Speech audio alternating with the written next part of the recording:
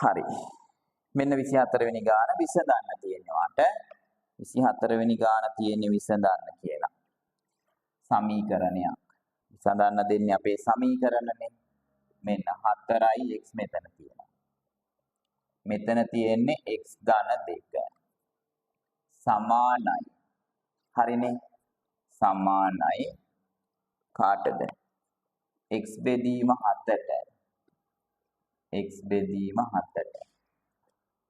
හරිනේ. ඔය විදිහට.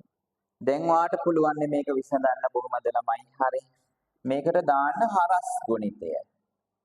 කෙලින්ම දෙපැත්තේ භාග දෙකක් මෙහෙම ලස්සනට තියෙනවා. තනි භාග දෙකක්. මෙයා භාගයක්, මෙයා භාගයක්. දෙපැත්තෙම තියෙන භාගය එක බැගින් දෙකක්. අපිට පුළුවන් හරස් ගුණ කරන්න ලස්සනට.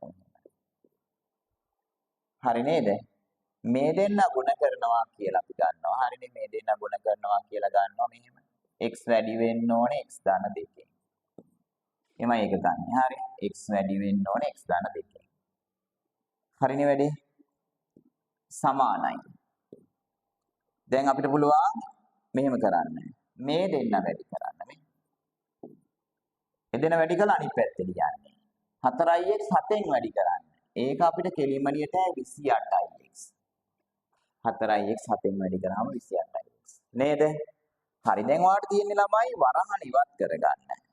මේ වරහන් ඉවත් කරන්න. x වරක් x x වර්ගයක් වෙන්නේ. ධන.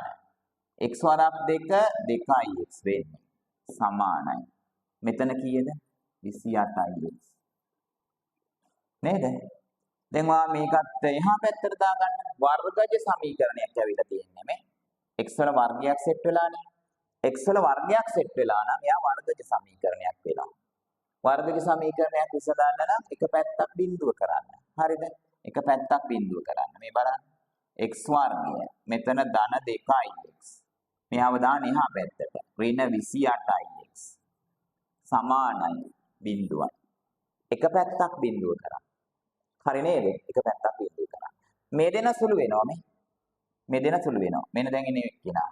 x වර්ගය ඍණ 26x. x වර්ගය ඍණ 26x නේද? හරිනේ. මේ දෙන සුළු වෙලා එන ඍණ 26x.